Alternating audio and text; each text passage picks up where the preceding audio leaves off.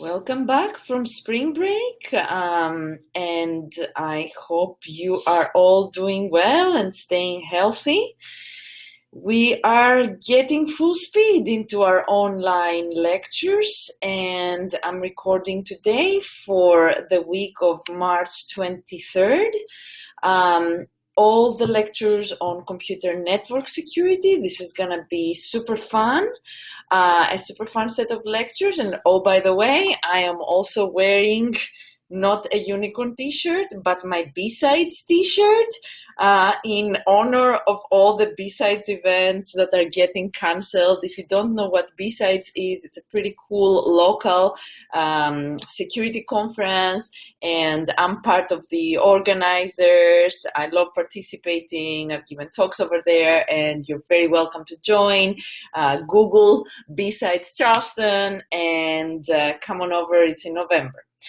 So with that being said, let's get started with our lecture on distributed denial of service, one of the most well-known attacks of the internet, one of the oldest ones, very interesting and still unsolved.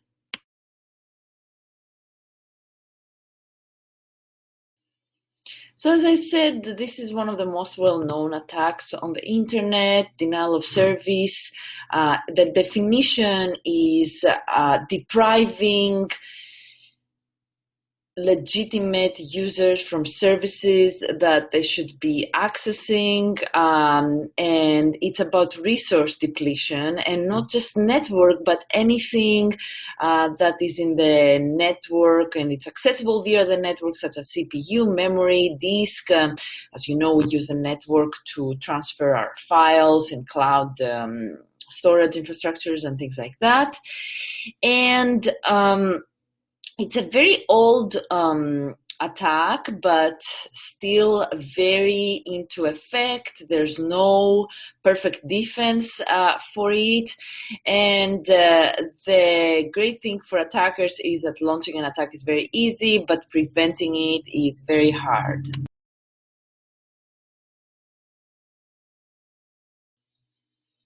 A really smart and old attack is the Smurf attack. It's one attack that belongs to the group of amplification attacks. And if you remember, the ping protocol that is used over there is ICMP, that goes up to layer 3, is a very cheap way of figuring out whether a server or any computer is online. Ping can be used with destination IP address broadcast, and if you remember, the destination IP address broadcast is 255, and then the source IP address could be spoofed to the victim IP address. Let's say your enemy at World of Warcraft that keeps winning and has a server and you want to boycott them. Do not get any ideas over here because this is illegal. But anyway, if the source IP address was the IP address of your enemy, then after you sent a broadcast ping, which is a single packet, all the hosts in the network, let's say 256 hosts, would be replying to your victim. And if you keep sending broadcast pings, one of your packets gets multiplied by 256, and you can understand that amplification works very nicely over here without much effort.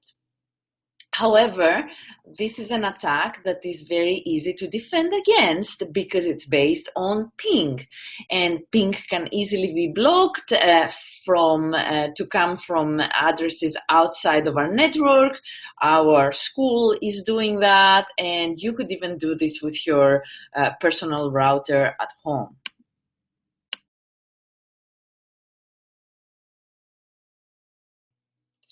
So the general principle, the abstraction behind distributed denial of service is send a stream of legitimate requests. A ping is a very legitimate request But if you can amplify it, or if you can coordinate a bunch of computers sending pings at the same time, then you can take a server down and cause all sorts of trouble. In addition, you can also send malformed packets that are not exactly legitimate, however, they are acceptable. Remember when we were talking about maximum transfer units, and we discussed about exceeding a little bit the maximum transfer unit and bringing a slow or quick death to routers or computers that are hopes, they're fundamental for transferring our information. So, these are the principles: legitimate requests, malform packets, and also abusing legitimate access. So, for example, one could compromise a host at the College of Charleston and then use it to order all of our PCs or all of our Internet of Things devices to cause all sorts of trouble by coordinating them and sending their requests to a server that is going to be the victim, that is going to be taken down eventually. The whole point is to overwhelm a specific host, a specific server that is offering some services. You can overwhelm them by depleting their bandwidth. You can overwhelm them by depleting their CPU and memory, or a combination of all of these.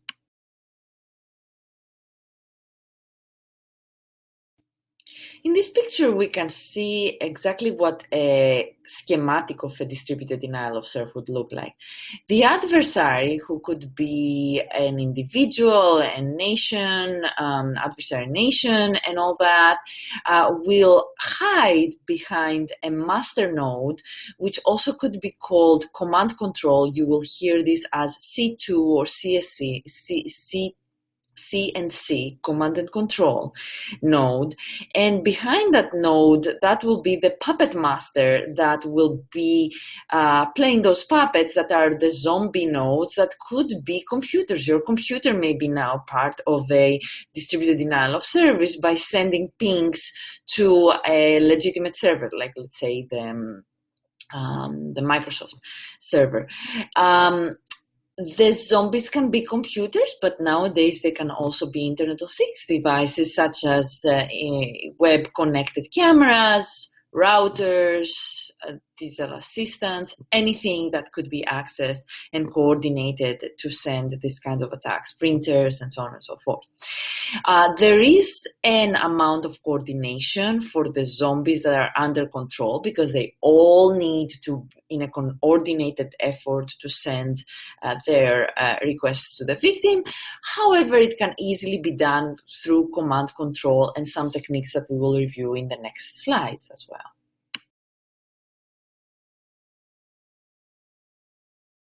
An even more fun picture with Super Mario over here is to show a little bit how can this coordination of the zombie machines be executed.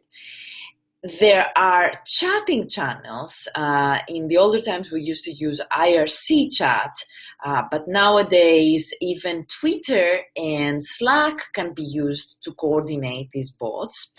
And these can send commands such as attack or stop attacking.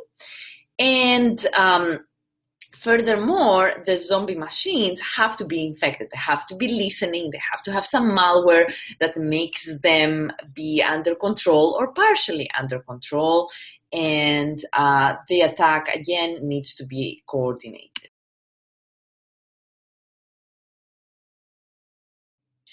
One of the most well-known distributed denial of service attacks was the Mirai botnet. It was unleashed fully on October 2016. And one of the things that makes this special was that it used Internet of Things devices. It was the first time that Internet of Things devices were used in such extent. The code is open source. I've used it in my research. I've analyzed it. Basically, what it does is it's doing an Internet of Things search, because Internet of Things devices, such as your web cameras, have public IP addresses to be accessible so that you can see through your phone what's going on in your house. And then botnet code was doing a search for these web cameras, and then it was looking for default passwords to get telnet access to these cameras. And then it was infecting these cameras with a malware so that they can become also vectors of infections, and then they would scan around and find other cameras and infect them with the malware. And this is how a malware can be spread. Also, it's what we call an internet worm, a self-spreading, self-propagate type of software. Now, the excellent thing with a Mirai botnet is, besides taking over all of these Internet of Things devices using default passwords that were not being secured because these devices were cheap, not much R&D was placed into their defense techniques. The other very cool thing with this botnet was the coordination and the target of the attack. The target of the attack was not a specific server, let's say Amazon, but we did experience the deprivation of Amazon and Reddit services and all that. But the botnet was targeting a DNS server, the DNS server that was resolving the URLs of Reddit and Twitter to IP addresses. So people thought that Reddit was down or Amazon was down, but that was not correct. The DNS server that was resolving those IP addresses was down. So that puts together everything that you've learned about protocols, such as DNS, such as this remote access, and of course, what you've learned about passwords and crypto. This is something to look into, think about, and think about variations of these attacks that could exist. That could also be a question on a test or something like that.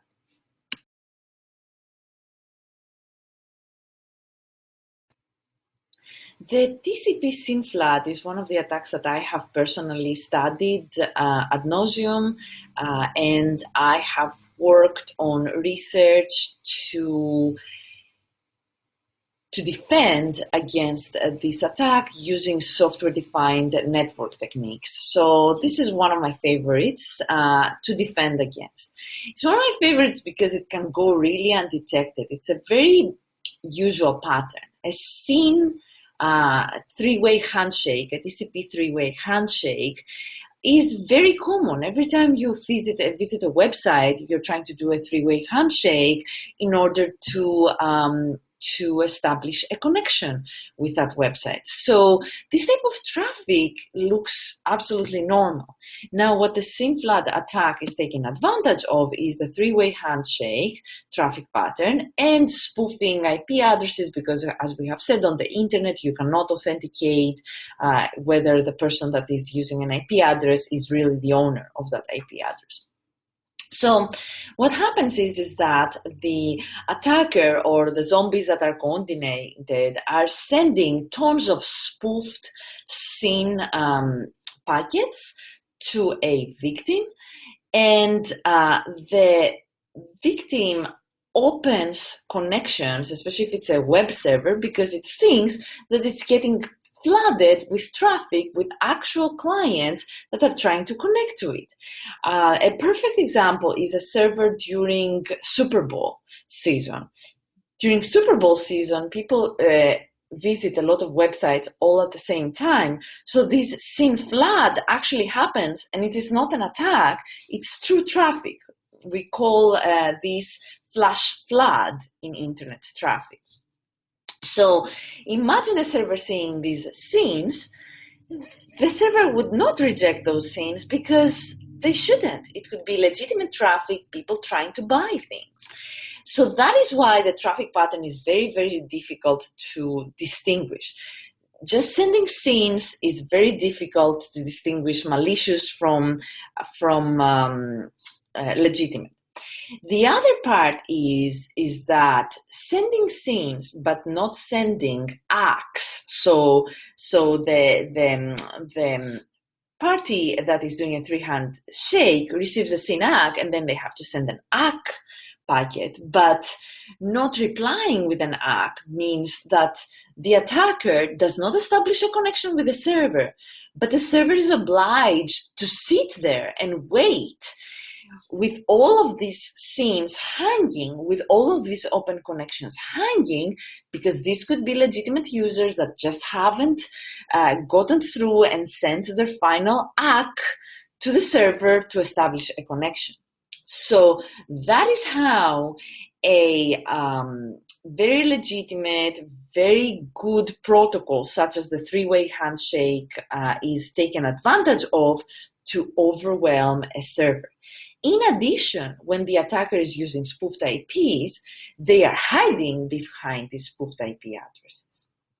And that is a fantastic idea because then they can also do this by controlling bots, zombies, such as web cameras, printers, etc., etc. Now, one awesome thing that one can do with these spoofed IPs is have an internet black hole. You may hear this as a darknet. So we have internet IP addresses that are sitting there unused as researchers, meaning. And we can look at these IP addresses and look at these SYN ACKs that are going to these IP addresses and guess that there is an attack happening somewhere on the internet.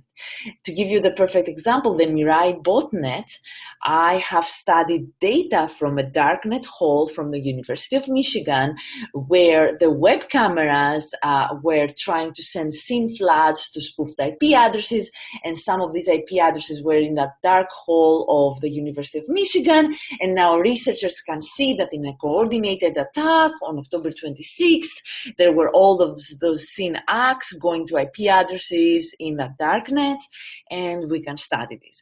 We can also use these systems as early alerts. What I did for defense for this denial of service was that I used software-defined networks to recognize malicious attacks based on their traffic pattern by using the power of software-defined network, which is nothing but a controller in a router that in a coordinated way can see the traffic and through that can see that there's too many scenes in a specific area, almost like a darknet type of study, but more close to the actual target. So just giving you the big picture of this. If you want more information about my research on distributed denial of service, SYN floods, and defenses, you can find my papers on my website.